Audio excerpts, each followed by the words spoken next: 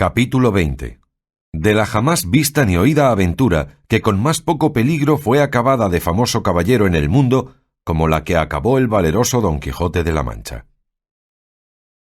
No es posible, señor mío, sino que estas hierbas dan testimonio de que por aquí cerca debe estar alguna fuente o arroyo que estas hierbas humedece, y así será bien que vamos un poco más adelante, que ya toparemos donde podamos mitigar esta terrible sed que nos fatiga, que sin duda causa mayor pena que la hambre. Parecióle bien el consejo a Don Quijote, y tomando de la rienda a Rocinante, y Sancho del cabestro a su asno, después de haber puesto sobre él los relieves que de la cena quedaron, comenzaron a caminar por el prado arriba a tiento, porque la escuridad de la noche no les dejaba ver cosa alguna. Mas no hubieron andado 200 pasos cuando llegó a sus oídos un grande ruido de agua, como que de algunos grandes y levantados riscos se despeñaba. Alegróles el ruido en gran manera, y parándose a escuchar hacia qué parte sonaba, oyeron a deshora otro estruendo que les aguó el contento del agua, especialmente a Sancho, que naturalmente era medroso y de poco ánimo. Digo que oyeron que daban unos golpes a compás con un cierto crujir de yarros y cadenas, que acompañados del furioso estruendo del agua, que pusieran pavor a cualquier otro corazón que no fuera el de Don Quijote. Era la noche, como se ha dicho, escura, y ellos acertaron a entrar entre unos árboles altos, cuyas hojas movidas del blando viento hacían un temeroso y manso ruido, de manera que la soledad, el sitio, la escuridad, el ruido del agua con el susurro de las hojas, todo causaba horror y espanto, y más cuando vieron que ni los golpes cesaban, ni el viento dormía, ni la mañana llegaba, añadiéndose a todo esto el ignorar el lugar donde se hallaban. Pero Don Quijote, acompañado de su intrépido corazón, saltó sobre Rocinante y, embrazando su rodela, terció su lanzón y dijo: «Sancho amigo, has de saber que yo nací por querer del cielo en esta nuestra edad de hierro para resucitar en ella la de oro, o la dorada, como suele llamarse. Yo soy aquel para quien están guardados los peligros, las grandes hazañas, los valerosos hechos. Yo soy, digo otra vez, quien ha de resucitar los de la tabla redonda, los 12 de Francia y los 9 de la fama, y el que ha de poner en olvido los platires, los tablantes, olivantes y tirantes, los febos y belianises, con toda la caterva de los famosos caballeros andantes del pasado tiempo, haciendo en este en que me hallo tales grandezas, extrañezas y fechos de armas que escurezcan las más claras que ellos ficieron. Bien notas, escudero fiel y legal, las tinieblas de esta noche, su extraño silencio, el sordo y confuso estruendo de estos árboles, el temeroso ruido de aquella agua en cuya busca venimos, que parece que se despeña y derrumba desde los altos montes de la luna, y aquel incesable golpear que nos hiere y lastima los oídos, las cuales cosas todas juntas y cada una por sí son bastantes a infundir miedo, temor y espanto en el pecho del mismo Marte, cuán más en aquel que no está acostumbrado a semejantes acontecimientos y aventuras.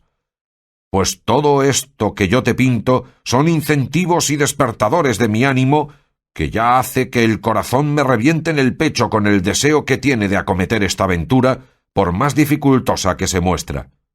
Así que aprieta un poco las cinchas a Rocinante y quédate a Dios, y espérame aquí hasta 3 días no más, en los cuales, si no volviere, puedes tú volverte a nuestra aldea, y desde allí, por hacerme merced y buena obra, irás al Toboso, donde dirás a la incomparable señora mía Dulcinea que su cautivo caballero murió por acometer cosas que le hiciesen digno de poder llamarse suyo». Cuando Sancho oyó las palabras de su amo, comenzó a llorar con la mayor ternura del mundo y a decille: «Señor, yo no sé por qué quiere vuestra merced acometer esta tan temerosa aventura. Ahora es de noche, y aquí no nos ve nadie. Bien podemos torcer el camino y desviarnos del peligro, aunque no bebamos en 3 días. Y pues no hay nadie que nos vea, menos habrá que nos note de cobardes. Cuanto más que yo he oído predicar al cura de nuestro lugar, que vuestra merced bien conoce, que quien busca el peligro perece en él. Así que no es bien tentar a Dios acometiendo tan desaforado hecho, donde no se puede escapar sino por milagro. Y basta los que ha hecho el cielo con vuestra merced en librarle de ser manteado como yo lo fui, y en sacarle vencedor, libre y salvo de entre tantos enemigos como acompañaban al difunto. Y cuando todo esto no mueva ni ablande ese duro corazón, muévale el pensar y creer que apenas se habrá vuestra merced apartado de aquí, cuando yo, de miedo, dé mi ánima a quien quisiere llevarla. Yo salí de mi tierra y dejé hijos y mujer por venir a servir a vuestra merced, creyendo valer más y no menos. Pero como la codicia rompe el saco, a mí me ha rasgado mis esperanzas, pues cuanto más vivas las tenía de alcanzar aquella negra y malhadada ínsula que tantas veces vuestra merced me ha prometido, veo que en pago y trueco de ella me quiere ahora dejar en un lugar tan apartado del trato humano. Por un solo Dios, señor mío, que non se me faga tal desaguisado, y ya que del todo no quiera vuestra merced desistir de acometer este fecho, dilátelo a lo menos hasta mañana, que a lo que a mí me muestra la ciencia que aprendí cuando era pastor, no debe de haber desde aquí al alba 3 horas, porque la boca de la bocina está encima de la cabeza y hace la medianoche en la línea del brazo izquierdo. «¿Cómo puedes tú, Sancho?» dijo don Quijote, «ver dónde hace esa línea, ni dónde está esa boca o ese colodrillo que dices, si hace la noche tan escura que no parece en todo el cielo estrella alguna?» «Así es», dijo Sancho, «pero tiene el miedo muchos ojos y ve las cosas debajo de tierra, cuánto más encima del cielo, puesto que por buen discurso bien se puede entender que hay poco de aquí al día». «Falte lo que faltare», respondió don Quijote, «que no se ha de decir por mí ahora ni en ningún tiempo que lágrimas y ruegos me apartaron de hacer lo que debía a estilo de caballero. Y así te ruego, Sancho, que calles, que Dios, que me ha puesto en corazón de acometer ahora esta tan no vista y tan temerosa aventura, tendrá cuidado de mirar por mi salud y de consolar tu tristeza. Lo que has de hacer es apretar bien las cinchas a Rocinante y quedarte aquí, que yo daré la vuelta presto, vivo o muerto». Viendo pues Sancho la última resolución de su amo, y cuán poco valían con él sus lágrimas, consejos y ruegos, determinó de aprovecharse de su industria y hacerle esperar hasta el día, si pudiese. Y así, cuando apretaba las cinchas al caballo, bonitamente y sin ser sentido, ató con el cabestro de su asno ambos pies a Rocinante, de manera que cuando don Quijote se quiso partir, no pudo, porque el caballo no se podía mover sino a saltos. Viendo Panza el buen suceso de su embuste, dijo: «Ea, señor, que el cielo, conmovido de mis lágrimas y plegarias, ha ordenado que no se pueda mover Rocinante, y si vos queréis porfiar y espolear y dalle, será enojar a la fortuna y dar coces, como dicen, contra el aguijón». Desesperábase con esto don Quijote, y por más que ponía las piernas al caballo, menos le podía mover. Y sin caer en la cuenta de la ligadura, tuvo por bien de sosegarse y esperar o a que amaneciese o a que Rocinante se menease, creyendo sin duda que aquello venía de otra parte que de la industria de Sancho. Y así le dijo: «Pues es así, Sancho, que Rocinante no puede moverse. Yo soy contento de esperar a que ría el alba, aunque yo llore lo que ella tardar en venir». «No hay que llorar», respondió Sancho, «que yo entretendré a vuestra merced contando cuentos desde aquí al día, si ya no es que se quiere apear y echarse a dormir un poco sobre la verde hierba, a uso de caballeros andantes, para hallarse más descansado cuando llegue el día y punto de acometer esta tan desemejable aventura que le espera». «¿A qué llamas apear o a qué dormir?», dijo don Quijote. «¿Soy yo por ventura de aquellos caballeros que toman reposo en los peligros? Duerme tú, que naciste para dormir, o haz lo que quisieres, que yo haré lo que viere que más viene con mi pretensión». «No se enoje vuestra merced, señor mío», respondió Sancho, «que no lo dije por tanto». Y llegándose a él, puso la una mano en el arzón delantero y la otra en el otro, de modo que quedó abrazado con el muslo izquierdo de su amo, sin osarse apartar de él un dedo. Tal era el miedo que tenía a los golpes que todavía alternativamente sonaban. Díjole don Quijote que contase algún cuento para entretenerle, como se lo había prometido, a lo que Sancho dijo que sí hiciera si le dejara el temor de lo que oía. «Pero con todo eso yo me esforzaré a decir una historia que si la acierto a contar y no me van a la mano es la mejor de las historias. Y estéme vuestra merced atento, que ya comienzo. Érase que se era el bien que viniere para todos sea y el mal para quien lo fuere a buscar. Y advierta vuestra merced, señor mío, que el principio que los antiguos dieron a sus consejas no fue así como quiera, que fue una sentencia de Catón Zonzorino Romano, que dice: y el mal para quien le fuere a buscar, que viene aquí como anillo al dedo, para que vuestra merced se esté quedo y no vaya a buscar el mal a ninguna parte, sino que nos volvamos por otro camino, pues nadie nos fuerza a que sigamos donde tantos miedos nos sobresaltan. Sigue tu cuento, Sancho, dijo don Quijote, y del camino que hemos de seguir, déjame a mí el cuidado. Digo, pues, prosiguió Sancho, que en un lugar de Extremadura había un pastor cabrerizo, quiero decir que guardaba cabras, el cual pastor o cabrerizo, como digo de mi cuento, se llamaba Lope Ruiz, y este Lope Ruiz andaba enamorado de una pastora que se llamaba Torralba, la cual pastora llamada Torralba era hija de un ganadero rico, y este ganadero rico... «Si de esa manera cuentas tu cuento, Sancho», dijo don Quijote, «repitiendo 2 veces lo que vas diciendo, no acabarás en 2 días. Dilo seguidamente y cuéntalo como un hombre de entendimiento, y si no, no digas nada». «De la misma manera que yo lo cuento», respondió Sancho, «se cuentan en mi tierra todas las consejas, y yo no sé contarlo de otra, ni es bien que vuestra merced me pida que haga usos nuevos». «Di como quisieres», respondió don Quijote, «que pues la suerte quiere que no pueda dejar de escucharte, prosigue». «Así que, señor mío de mi ánima», prosiguió Sancho, «que como ya tengo dicho, este pastor andaba enamorado de Torralba la pastora, que era una moza rolliza, zahareña y tiraba algo a hombruna, porque tenía unos pocos de bigotes, que parece que ahora la veo».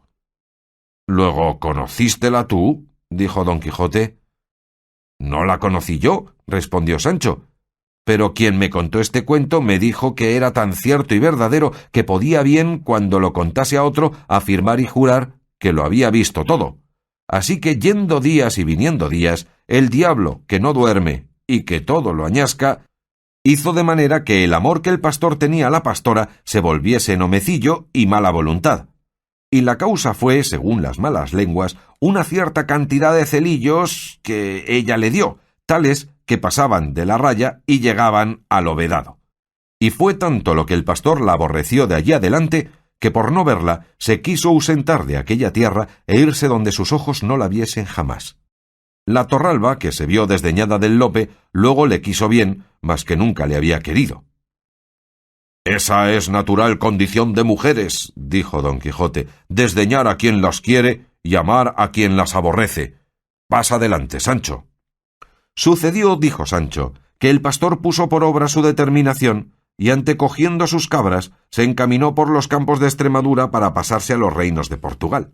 La Torralba, que lo supo, se fue tras él y seguíale a pie y descalza desde lejos, con un bordón en la mano y unas alforjas al cuello, donde llevaba, según es fama, un pedazo de espejo y otro de un peine y no sé qué botecillo de mudas para la cara.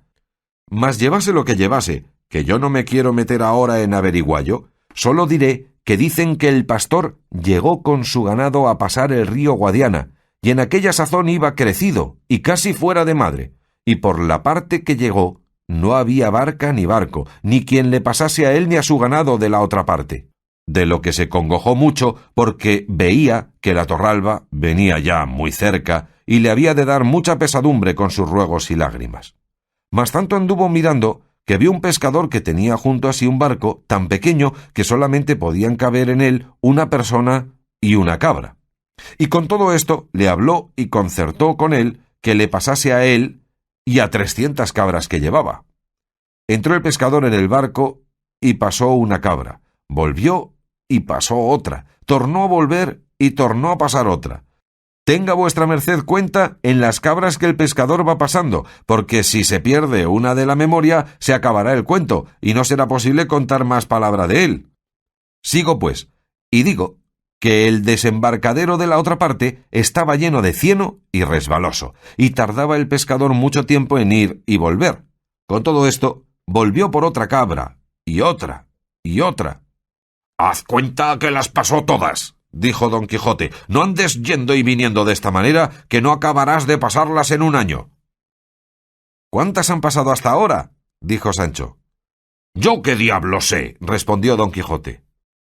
«He ahí lo que yo dije, que tuviese buena cuenta, pues por Dios que se ha acabado el cuento, que no hay pasar adelante». «¿Cómo puede ser eso?», respondió don Quijote.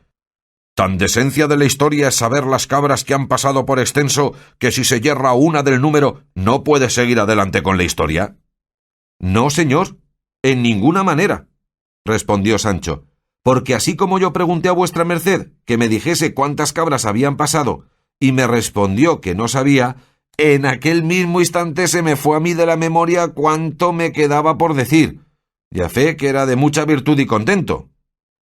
—¿De modo, dijo don Quijote, que ya la historia es acabada? —Tan acabada es como mi madre —dijo Sancho. —Dígote de verdad —respondió don Quijote—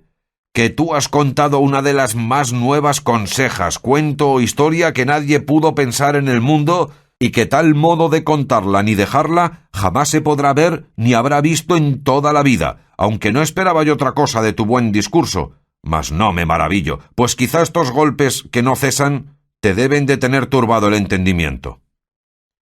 —Todo puede ser —respondió Sancho—, mas yo sé que en lo de mi cuento no hay más que decir, que allí se acaba do comienza el hierro de la cuenta del pasaje de las cabras.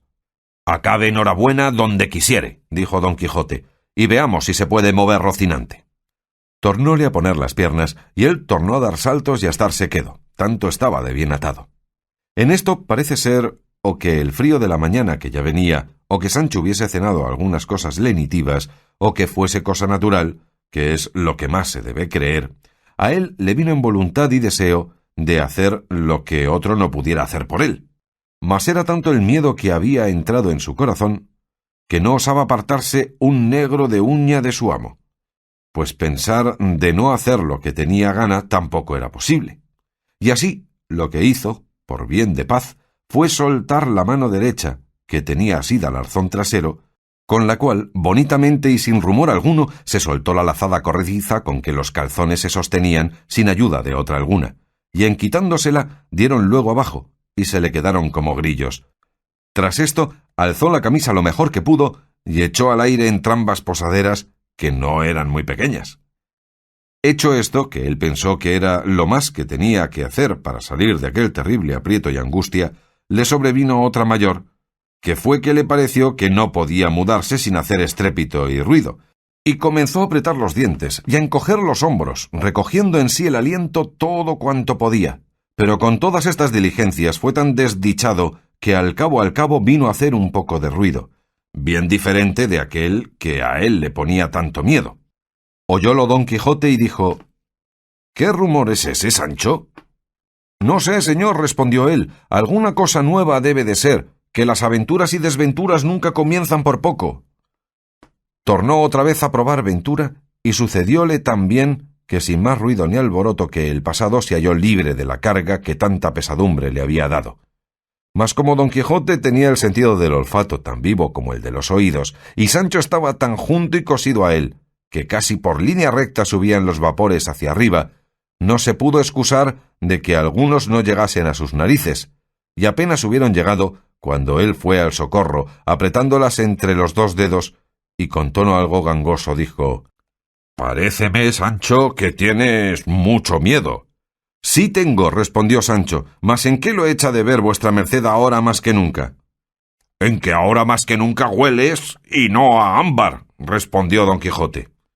—Bien podrá ser —dijo Sancho—, mas yo no tengo la culpa, sino vuestra merced, que me trae a deshoras y por estos no acostumbrados pasos. —Retírate 3 o 4 allá, amigo —dijo don Quijote, todo esto sin quitarse los dedos de las narices—, y desde aquí adelante ten más cuenta con tu persona y con lo que debes a la mía, que la mucha conversación que tengo contigo ha engendrado este menosprecio. —Apostaré —replicó Sancho— que piensa vuestra merced que yo he hecho de mi persona alguna cosa que no deba. —Peor es meneallo, amigo Sancho —respondió don Quijote. En estos coloquios y en otros semejantes pasaron la noche amo y mozo, mas viendo Sancho que a más andar se venía la mañana, con mucho tiento desligó a Rocinante y se ató los calzones. Como Rocinante se vio libre, aunque él de suyo no era nada brioso, parece que se resintió y comenzó a dar manotadas, porque corbetas, con perdón suyo, no las sabía hacer. Viendo pues don Quijote que ya Rocinante se movía, lo tuvo a buena señal y creyó que lo era de que acometiese aquella temerosa aventura. Acabó en esto de descubrirse el alba y de parecer distintamente las cosas, y vio don Quijote que estaba entre unos árboles altos, que ellos eran castaños, que hacen la sombra muy escura. Sintió también que el golpear no cesaba, pero no vio quién lo podía causar, y así, sin más detenerse, hizo sentir las espuelas a Rocinante, y tornando a despedirse de Sancho, le mandó que allí le aguardase 3 días a lo más largo, como ya otra vez se lo había dicho, y que si al cabo de ellos no hubiese vuelto, tuviese por cierto que Dios había sido servido de que en aquella peligrosa aventura se le acabasen sus días. Tornóle a referir el recado y embajada que había de llevar de su parte a su señora Dulcinea, y que en lo que tocaba a la paga de sus servicios no tuviese pena, porque él había dejado hecho su testamento antes que saliera de su lugar, donde se hallaría gratificado de todo lo tocante a su salario, rata por cantidad del tiempo que hubiese servido, pero que si Dios le sacaba de aquel peligro sano y salvo y sin cautela, se podía tener por muy más que cierta la prometida ínsula. De nuevo tornó a llorar Sancho, oyendo de nuevo las lastimeras razones de su buen señor, y determinó de no dejarle hasta el último tránsito y fin de aquel negocio. De estas lágrimas y determinación tan honrada de Sancho Panza, saca el autor de esta historia que debía de ser bien nacido y por lo menos cristiano viejo, cuyo sentimiento enterneció algo a su amo, pero no tanto que mostrase flaqueza alguna. Antes, disimulando lo mejor que pudo, comenzó a caminar hacia la parte por donde le pareció que el ruido del agua y del golpear venía. Seguíale Sancho a pie, llevando como tenía de costumbre del cabestro a su jumento, perpetuo compañero de sus prósperas y adversas fortunas, y habiendo andado una buena pieza por entre aquellos castaños y árboles sombríos, dieron en un pradecillo que al pie de unas altas peñas se hacía, de las cuales se precipitaba un grandísimo golpe de agua. Al pie de las peñas estaban unas casas mal hechas que más parecían ruinas de edificios que casas, de entre las cuales advirtieron que salía el ruido y estruendo de aquel golpear que aún no cesaba. Alborotóse Rocinante con el estruendo del agua y de los golpes, y sosegándole don Quijote se fue llegando poco a poco a las casas, encomendándose de todo corazón a su señora, suplicándole que en aquella temerosa jornada y empresa le favoreciese, y de camino se encomendaba también a Dios, que no le olvidase. No se le quitaba Sancho del lado, el cual alargaba cuanto podía el cuello y la vista por entre las piernas de Rocinante, por ver si vería ya lo que tan suspenso y medroso le tenía. Otros 100 pasos serían los que anduvieron, cuando al doblar de una punta pareció descubierta y patente la misma causa, sin que pudiese ser otra, de aquel horrísono y para ellos espantable ruido que tan suspensos y medrosos toda la noche los había tenido. Y eran, si no lo has, oh lector, por pesadumbre y enojo, 6 mazos de batán, que con sus alternativos golpes aquel estruendo formaban. Cuando don Quijote vio lo que era, enmudeció y pasmóse de arriba abajo.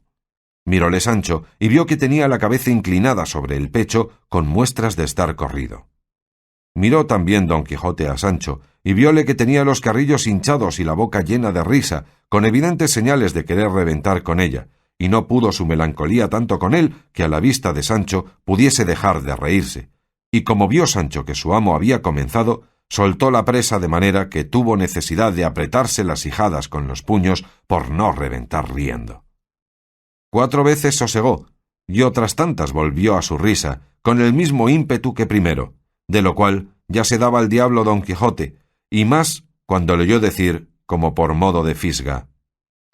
«Has de saber, oh Sancho amigo, que yo nací por querer del cielo en esta nuestra edad de hierro para resucitar en ella la dorada o de oro. Yo soy aquel para quien están guardados los peligros, las hazañas grandes, los valerosos fechos». Y por aquí fue repitiendo todas o las más razones que don Quijote dio la vez primera que oyeron los temerosos golpes. Viendo pues don Quijote que Sancho hacía burla de él, se corrió y enojó en tanta manera que alzó el lanzón y le asentó 2 palos tales que si como los recibió en las espaldas los recibiera en la cabeza, quedara libre de pagarle el salario si no fuera a sus herederos. Viendo Sancho que sacaba tan malas veras de sus burlas, con temor de que su amo no pasase adelante de ellas, con mucha humildad le dijo: «Sosiéguese vuestra merced, que por Dios que me burlo». «Pues porque os burláis, no me burlo yo», respondió don Quijote. «Venid acá, señor alegre, paréceos a vos que si como estos fueron mazos de batán fueran otra peligrosa aventura, ¿No había yo mostrado el ánimo que convenía para emprendella y acaballa? ¿Estoy yo obligado a dicha, siendo como soy caballero, a conocer y distinguir los sones y saber cuáles son de batán o no? Y más, ¿qué podría ser, como es verdad, que no los he visto en mi vida, como vos los habréis visto, como villano ruin que sois, criado y nacido entre ellos? Si no, haced vos que estos 6 mazos se vuelvan en 6 jayanes y echádmelos a las barbas uno a uno, o todos juntos. Y cuando yo no diere con todos patas arriba, haced de mí la burla que quisiéredes. No haya más, señor mío, replicó Sancho, que yo confieso que he andado algo risueño en demasía. Pero dígame vuestra merced, ahora que estamos en paz, así Dios le saque de todas las aventuras que le sucedieren tan sano y salvo como la ha sacado de esta.